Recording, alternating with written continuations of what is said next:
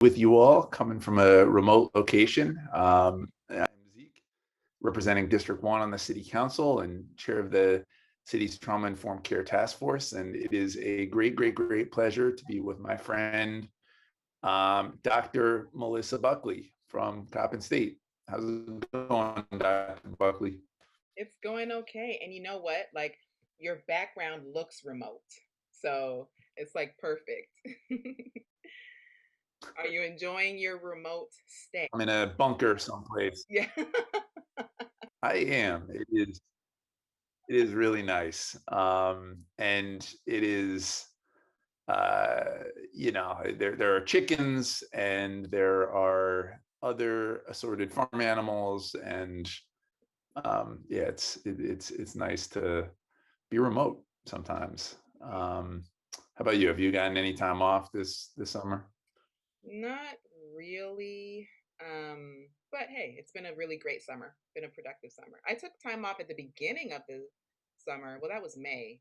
So I'm overdue at this point. Yeah, you better take some time off. Yeah. Well, and welcome to everybody. Feel free to put yourself in the chat.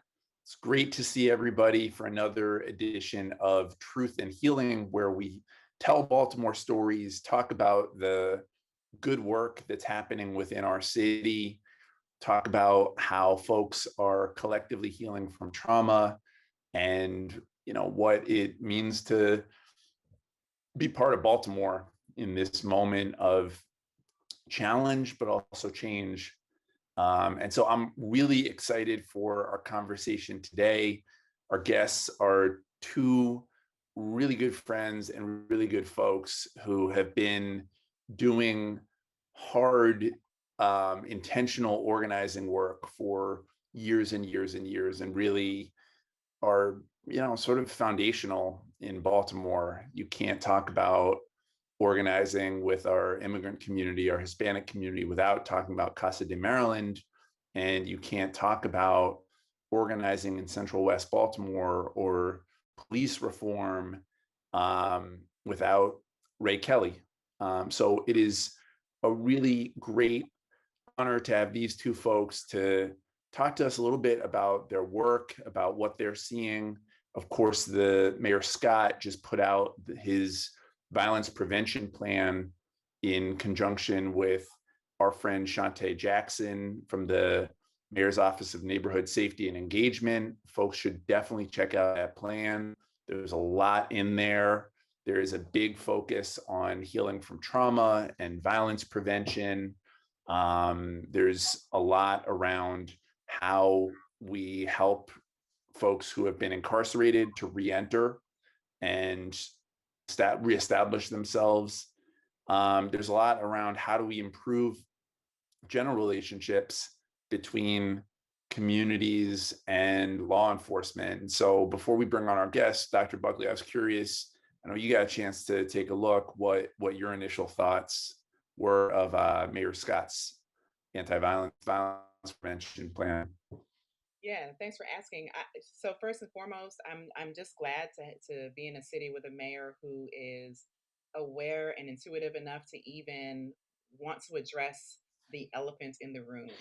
And so for me, what sticks out to me is that this is not a top heavy prevention plan. This is something that is truly comprehensive. It includes all of us. All voices are heard and uplifted through this approach. So I'm pretty optimistic. Yeah, no, agreed. And I think, Shantae and Mayor Scott did a really good job of just trying to hear from a lot of different communities, a lot of different voices, and to your point, have it be comprehensive and not just about either doubling down on failed strategies of the past, or ignoring public health or data or science. I mean, I think, this is thoughtful work, and nothing is easy. Certainly not in this town, but it is good, like you said, to have someone who's forward thinking and who's, willing to, um, willing to really put community and people at the center of the work, and neighborhoods and organizing. And again, that's why I'm really glad to have our two guests who are here with us today, because that is exactly what they do. And so I'm going to start by introducing Lydia Walter Rodriguez, who is an organizer with Casa de Maryland and has done just extraordinary work both locally and nationally on improving the lot and the lives of our immigrant community, particularly our Hispanic immigrant community. And so Lydia, welcome to Truth and Healing. Thank you for having me on. Awesome. Great. And I am pleased to introduce Ray Kelly, who is the executive director of the Citizens Policing Project. And what I want to share with our listeners is that Ray is a lifelong resident of West Baltimore, and he is what's referred to as a seasoned community organizer. That means that he comes with a lot of gifts and talents and passion for this work. He is internationally recognized for working with social and restorative justice. You can't have one without the other. And so we are really looking forward to hearing Ray's perspective on our conversation today. Thanks for being here, Ray. Thanks for having me. Well, listen, let's jump right in. You both have sort of a unique lens into our city and into, as Melissa said, our country, the world. I'm curious how you got into this work. How did you become organizers, and why is organizing in Baltimore so important to you? And maybe we could start with Lydia. Yeah, absolutely. I think for me, definitely organizer at heart, organizer in training. I immigrated to the United States from Panama, and I had an opportunity to be petitioned. My family and I actually were petitioned to the US, and that is an opportunity that wasn't brought about to many of my other family members. It is not the experience of immigration that some of my tias had, or even some of my cousins have had in order to come to the United States. And so there are family members in my family who are mixed status. Even being petitioned, the immigration process was a long one for my family and I. And I saw inequities in the treatment of my older brother, older sister, and saw how the process that it took us actually limited their opportunities. And what really got me into this work was really falling in love with the movement and the change. I actually met a community organizer from Casa who introduced me into the ability to take collective action and make collective reform through telling our stories, through our testimonies, and how we are able to uplift change by having folks not only think about the statistics but the real impact that is having on an individual. And that really touched me because that was something that many of us back in 2010 and earlier, right? The Maryland Dream Act, right? That was something that I connected to because here in Maryland, there was an opportunity for higher education regardless of immigration status. And I know that that was something that my older sister, she had to take steps back for higher education, had to wait. And that drastically impacted her. And here we are in the same family, not having the same opportunities. Here I was at Morgan State University with a full ride scholarship, and thinking about my opportunities versus some that my siblings didn't have, but just in general how these opportunities change and are impacted by legislation. And being introduced into the organizing world by a passionate organizer really changed my perspective into what I felt I could do to dismantle all the hurt that my family and I had experienced and all the hurt that so many in our community are experiencing. And that's why I looked at organizing, looked at that system and really said, this is where I need to be. This is what I want to do. Just want to say, first off, I'm glad you did, because you're extraordinary at it. And two, I remember that Dream Act campaign really, really, really well. At the time, I was with the intersection, and it was predominantly Black students from Baltimore, but they met with folks like Jonathan J.S. Green and folks from CASA, and decided that this was a campaign that they needed to participate in. I'll never forget one of my students, Takira, saying, you know, folks had to fight for us during the civil rights movement, and now it's our turn to fight for somebody else's right to an education. And I just felt like that Dream Act campaign, where we ended up winning, and winning by a large margin despite some real significant fear mongering before Donald Trump was even like a thing. Before there was all this intense nativism and xenophobia that had been unleashed, there was still this very intentional campaign to say, like, well, there are deserving immigrants who should be able to come here and do it the right way, and then there are undeserving immigrants who, why would we give our taxpayer dollars to them, or why would we help them go to college? And it was just sort of a pretext to some of the rhetoric that has intensified dramatically in the intervening years. But I just remember just this amazing feeling, Lydia, when we won, and just knowing that young people would be able to go to college at an in-state rate, that there was just something really pure and great about that. So again, thank you for your work on that. Yeah, can I just make a quick comment just to piggyback on that? Not only thank you for your work, but thank you for your transparency, and for talking about like the inequities that exist when it comes to immigration status.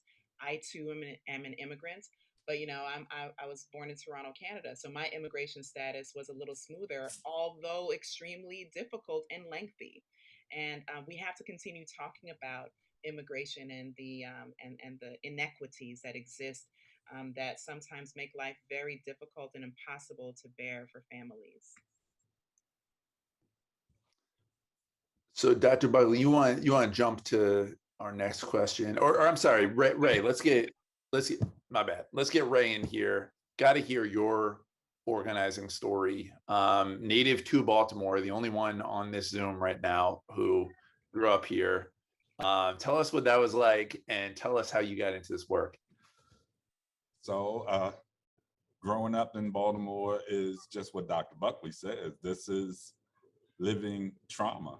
And I grew up in Sandtown, Winchester, and my organizing resolve comes from my own life story. So it's no secret that I was of the streets and I've had a past. And when I came home after 3 years in 1999, I refocused my efforts on the church. And I started coaching basketball for young Black teens in the hood.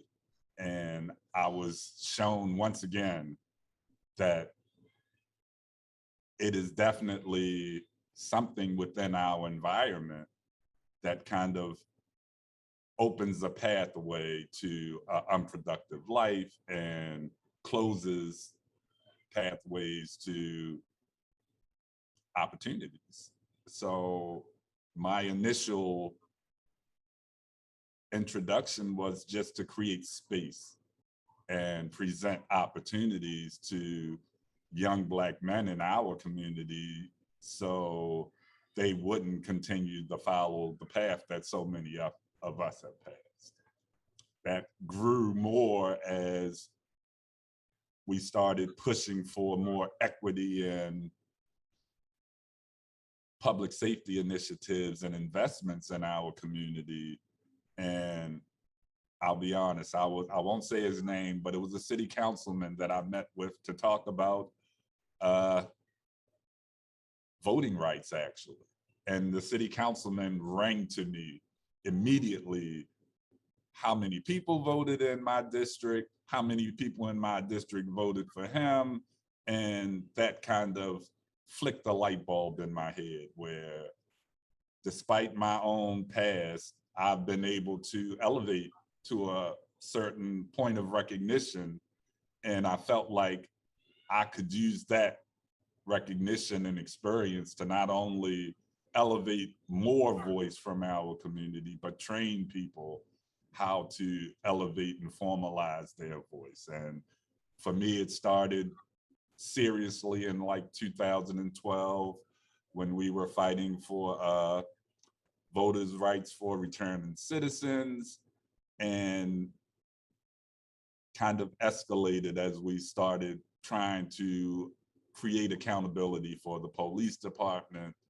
And in 2015, after the riots and the unrest, that narrative that we had been putting forward for about 6 or 7 years then became the prominent narrative. So that focused the work that I did on actually achieving social and restorative justice through police reform, criminal justice reform, and my mechanism has always been collaborative community voice.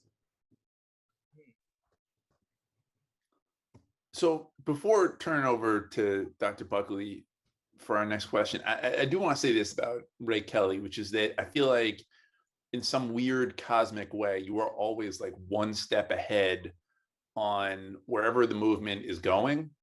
And not that you're like, you know, put yourself out there as like the vanguard of the thing, but that when I think about you as an organizer and the work you were doing on community police relations that informed ultimately the DOJ report and then the consent decree, or when I think about, you know, work I think you're doing now on investing in alternative systems to incarceration and divesting from mass incarceration, this whole defund abolition movement, I think Ray has always kind of been a bit of a step ahead, not to disrespect anyone, but just manages to kind of get the thing. And I think it's exactly what you said. It's your own lived experience of having been in it and seeing both sides of it. Because I always feel like whenever, and I did this a few weeks ago, whenever I got to like check my own self on like where I should be on some of these issues, checking in with Ray is really important because again, he just manages to kind of be there a few steps ahead of where I think the movement is going generally, and in a way that doesn't, I mean, Ray's fierce, don't get me wrong, but doesn't necessarily alienate people, like is pretty sharp and sophisticated about how to message different things and how it will resonate for different communities and different constituencies. And so, you know, again, just want to appreciate that. I think you've always been somehow like a step ahead of where I think a lot of the rest of us are going.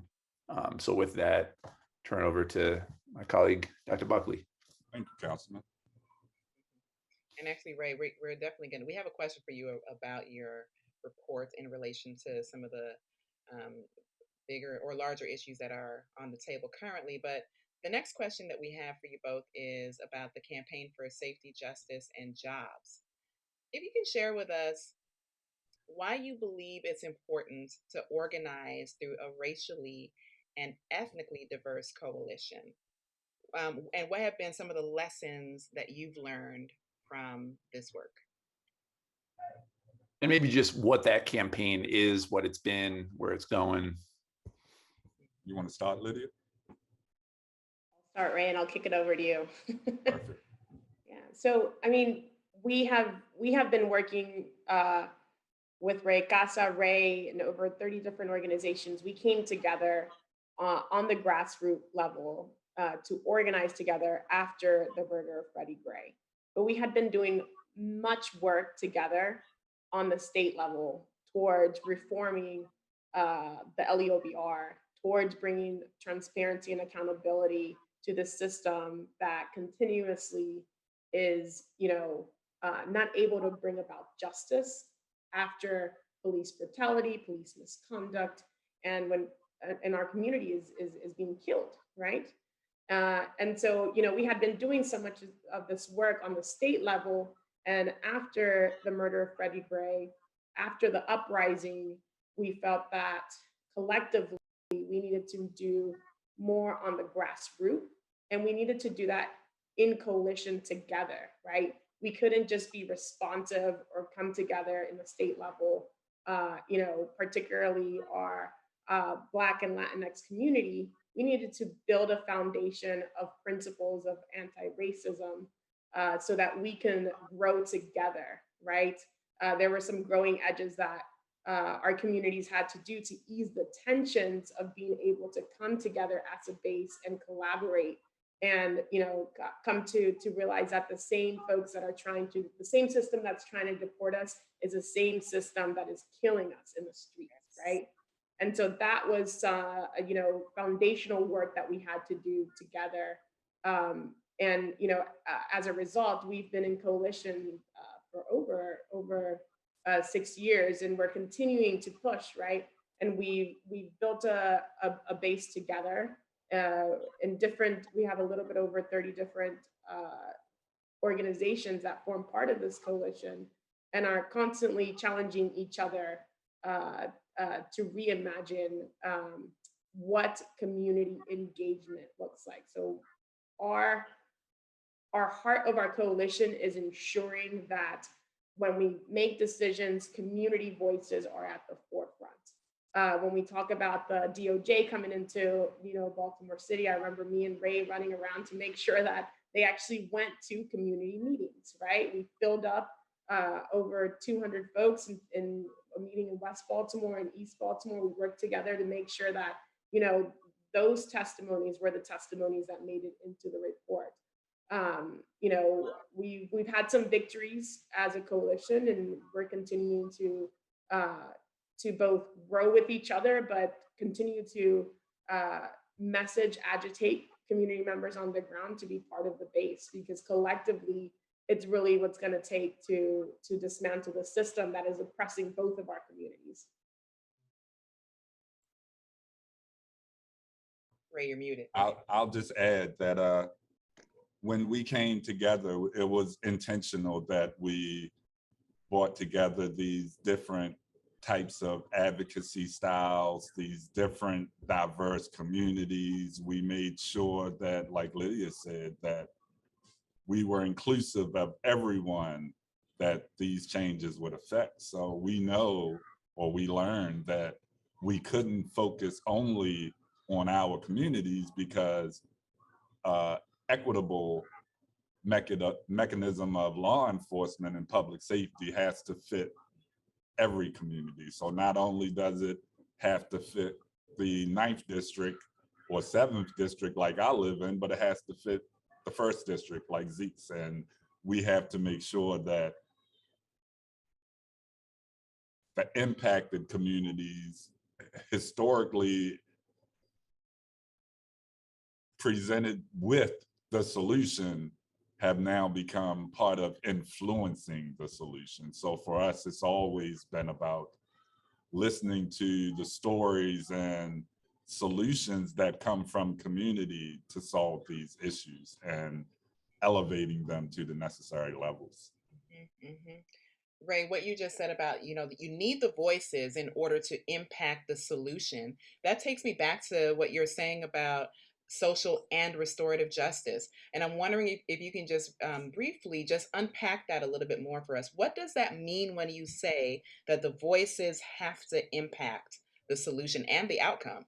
Right. And for us, my advocacy perspective comes from the impacted community. So my role in a group like CJSJ, where they're more affluent and white groups and things of that nature, like Surge, for instance, it's about presenting the story from my community to awaken the consciousness of people that don't quite have that lived experience or can't quite understand why we're pushing for the things that we do.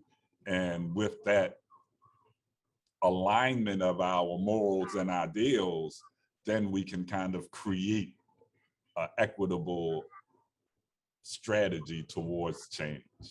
So for me, it's always about creating that understanding of how past practices, current legislation, whatever the case may be, impacts every community, and seeing how we make that fit citywide. So let's talk about from there. So after the death of Freddie Gray, the Department of Justice comes in to Baltimore to investigate patterns and practices of racially discriminatory and unconstitutional policing. Ultimately, we hurry up and get a consent decree before President Obama leaves and President Trump comes in. We are now 4, 5, almost years out from there. And it feels like the hopes and expectations have not been fully realized. This is just my perspective, but in what I hear when we talk about the consent decree that governs the Baltimore City Police Department, my general sense is that it has not produced the kind of change that we had all hoped for. And so I'm curious from your both perspectives. One, is that the right read? But two, what happened? Like, why did we go from this hopeful moment where you all were organizing and trying to make sure impacted voices were heard and were able to help to govern the policies, versus where we are now, where, at least to me, it feels kind of adrift. It doesn't feel like there's clarity on what BPD is supposed to be doing. There are still tensions with community. There's tensions around what we're arresting for, what the general posture of police officers is supposed to be. Like, it just feels like there's confusion.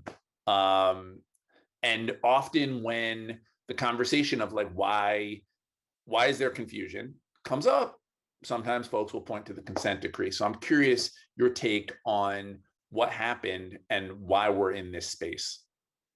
And maybe start with Ray and then go to Lydia. So, and this is my insights from the inside. So when we finally got to a point where we had to get this consent decree signed before the new administration came in, we actually got that done. And when it passed to the city, for one, we had this, I don't know, record-breaking instability in the city where we went through 3 mayors, 4 solicitors, 5 police commissioners in those first 2.5 years. So there was an impossibility to actually commit to this process when there was so much going on in the city, which was a detriment. But we also had the compounding issue of the DOJ, who brought this case before the courts on behalf of the impacted communities, then had a different focus. Now, it wasn't about reform anymore. Trump is all about law and order. And also for that first 2.5 or so years, there was minimal DOJ pressure on the city. So I think I can remember and think back at the beginning of this process where so many officers were talking that the consent decree is going to handcuff us. And to be blunt, many said, when we aren't doing it the way we're doing it, they're going to be begging for us to come back. And that's where we are now. And for me, that's the most dangerous piece of this consent decree narrative now, is we're kind of associating reforms mandated because the police department was engaged in corruption and misconduct and abuse of people. And now we're correlating it to the public safety of those very people, where we're leaning now into the consent decree being a solution for all of the public safety ills of the city, when essentially the consent decree should keep us safe from the police and create new mechanisms of engagement. I definitely feel like there hasn't been the sense of urgency from our municipal leadership. And there's been kind of, okay, police department, you have this on your plate, let's get this done. So we kind of now keep looking to the police department to solve all of these issues, as well as implement a consent decree, which kind of plays into that narrative of, if you want crime to go down, we have to police a certain way, which isn't the case. And I think that's why we're stuck in this place of what has the consent decree produced. I think community engagement from the police department in the city, as far as dissemination of information, has been the biggest ill. So every time this issue of what is the consent decree doing, what have the police department changed, we get the commissioner or spokesperson that comes up in this defensive stance and then lists the litany of things that they've done in this process, where if there was equitable access, proper dissemination of information, intentional engagement, you wouldn't have to get out there and defend what you've done, because people would know, okay, this is what's happening right now. So for me,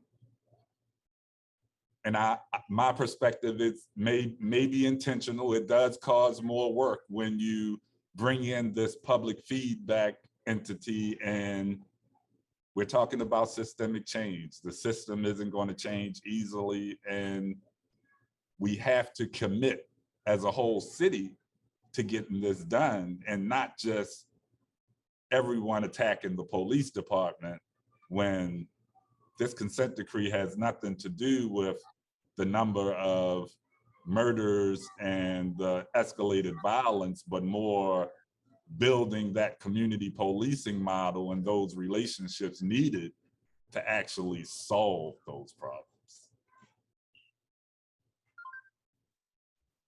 I think, Ray, you really took it away. The only thing I would add is just echoing something that Ray said, right? And I think that too often now we are only looking as a consent decree as a solution for reform. And it cannot be the only thing that is bringing about reform, because we know that it's going to be a long process. And if not done correctly, it's not going to give us results that we are seeing, because part of violence is inclusive of police violence towards our community. So we need to think about alternative programs to public safety that do not just involve police, right? We need to think about where we can invest funds and put in the hands of community themselves for community-led public safety solutions, right? And so when we only hear the consent decree, this is actually hindering our ability as a city to truly reform something that we have already seen through the DOJ findings that is broken. I wish we had so much more time to really delve further into both of your responses. I want to pose another question to you about housing and even addiction. I'm going to try to combine these two questions because I believe that they are related to public safety, right? So in terms, we know that the president extended the moratorium on evictions, right? And so we also know that here in Baltimore City, that many Black people and Hispanic people throughout the city are facing insecurity and exploitation. And then, of course, when we talk about addiction, we know that many people in our city are suffering from addiction. And so I'm curious to know your perspectives on what do you think Baltimore needs to do to make sure people have access to safe, decent, equitable housing? And what are your thoughts about recovery from addiction? So I think it's important that we recognize that these communities are the reason for all of these changes. So like Lydia said, community-based solutions need that investment where we know right now for every $1 we invest in law enforcement, we invest 1 cent in the combined budgeting for addictions and mental health treatment.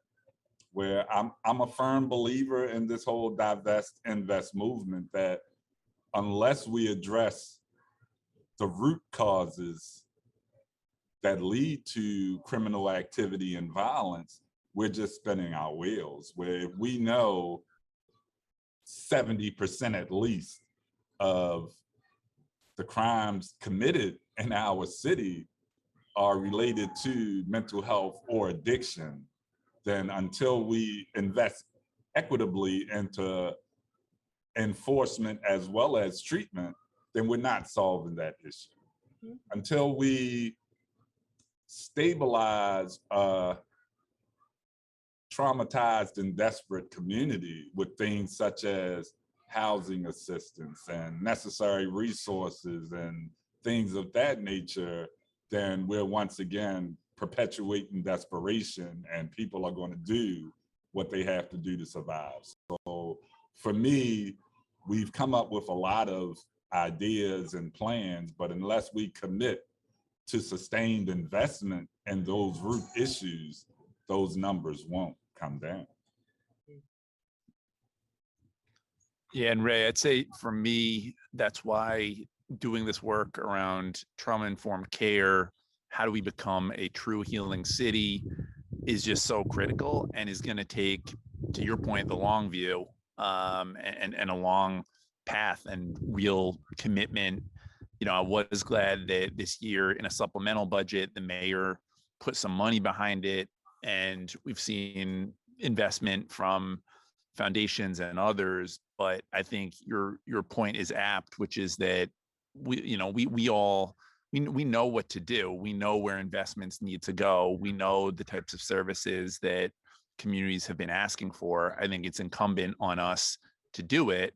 And we also know that Baltimore is a hard place. I mean, it is challenging, just like we're talking about with the consent decree. Implementation is hard in this town. That is what I've seen in my 5.5 years in city government, is like getting this stuff right, because there's so much history of mistrust and people being disserved and misserved, and and there's just so much, communities feel so alienated so much of the time. It is really hard, but I think it is going to take a long, steady, serious investment, in this kind of work. Wanted to get your thoughts on that as well, Lydia. Yeah, and I think both of the comments that were made, the answer is in community. And we should look to community to resolve a lot of, um, you know, the issues and the gaps of service that is keeping our communities from being served. Uh, Thinking about, housing right now and in the middle of the pandemic crisis and the hardship of community being able to be served. There's some legislative gaps. There's also trust with community of actually receiving the support, and that comes from a history of trauma and the trauma of distrusting the system, distrusting the city, and for many, even in the immigrant community, is, do I trust the system enough to be vulnerable and give my information? So having to organize around all of that, and knowing what kind of a hardship that we're in right now, it's important for us to make certain legislative changes and uh, analyze those gaps. What is keeping community from being served? And really, diving deep into solutions. And we can't do that without hearing directly from communities, testimonies, and their stories as to why they can't access some of those services that currently exist. Yeah, I think that's right. And just centering the voices of our communities is a constant through both of your threads. So I want to try to end on a more hopeful and somewhat uplifting note, which is that, this has been undoubtedly a tough year, I think, for everybody, right? We've gone through a pandemic together. We've seen in Baltimore a lot of violence. We've seen across the country, while we have a new, perhaps more forward-looking administration in Washington, D.C., many of the forces that propelled our past president have not gone away. Even just waking up in my district a few weeks ago to seeing swastikas all over Southeast Baltimore, to just the sort of reemergence of neo-fascist governments across the world, and movements. And yet, I do think there is this really hopeful moment here in Baltimore. When we saw all those swastikas, we also saw communities come together and stand together, and folks like Lydia and Casa and Jews and Christians and Muslims and all different people really standing united. And I think we're in a moment where the challenges are really, really deep, but I do feel like there is a resolve to figure it out and figure it out together. And so I'm curious for both of you, what gives you hope and where does your strength come from in this moment? So for me, hope comes from the progression in this work. It doesn't seem like we've accomplished a lot, but I was doing this work 10 years ago and we've come a long way. And nationally, you see now the push to adopt the recommendations and the style of community informed, community engaged policing that the country is asking for. And for us, that gives hope that once again, equity becomes part of the conversation, and treating people, I hate to use the word constitutionally, but equitably and community becomes key again. So for me, the hope is that we've progressed this far, and despite the conversation is ongoing, we know that we're making progress because we're agitating. We're now seeing those that don't want to see this equitable change trying their best desperate efforts to re-engage and reassert. And for us, we know when we get that pushback from the other side that we're making progress on our side.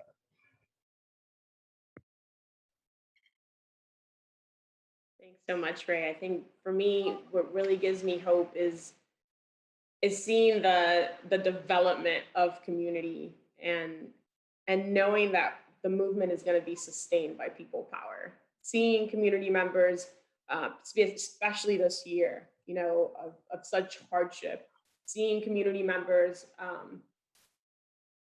receive services or come to us as victims of a system that's broken or not working, receiving that service and support, or sharing their stories of how the system failed them, and maybe even split apart their family, but seeing them transition from victims to activists and leaders of the same movement, that we're all fighting in, and seeing community members be the protagonists of their own liberation, and watching that happen. Somebody coming in as a victim and now becoming a justice warrior, that is what gives me hope, because that is real. This movement is going to continue and continue, and the fight is just going to continue. But knowing that there are more activists and more social justice warriors emerging from this direct trauma that they're suffering. That's what gives me hope. Knowing that this movement is going to be sustained way beyond me, way beyond Ray, way beyond all these organizations, but really through the direct collective power of new activists emerging. Thank you both for your responses. What gives me hope is people like you and the work that you do. There are 3 takeaways that I got from today and from our time together. And there are 3 simple words: agitate, community, and impact. And I just want to say thank you for your work and thank you for your time today. Zeke? Thank you for having us. Yeah, no, great to be with you both. Appreciate all that you're doing. Appreciate being in the fight with you. And look forward to continuing the conversation and to all that we are going to collectively do with Citizens Policing Project, with Casa de Maryland, with Healing City Baltimore. I think, like I said, I think we've been in we've been through a tough year, but I think that we are going to see our way out of it, and it's going to be the relationships that are going to sustain us and get us through. So again, want to thank you. Want to thank all of our viewers and listeners for joining us today. Definitely go and check out the good work that Casa de Maryland and Casa nationally do. I had the great honor and pleasure of getting arrested with them about a month ago over there with Lydia in front of the United States Senate, trying to get some comprehensive immigration reform for our 11 million neighbors who just want a path to citizenship. And definitely check out the work that Ray Kelly does to constantly build trust and community voice and really build local democracy here in Baltimore. Because to me, that's what a lot of Ray's stuff comes down to, is people having citizenship and people having agency and the ability to impact and influence the government that represents them and us. So again, really great to be with you both. Dr. Buckley, as always, a pleasure. Thank you for everything that you are doing as well. And we'll see you all next week.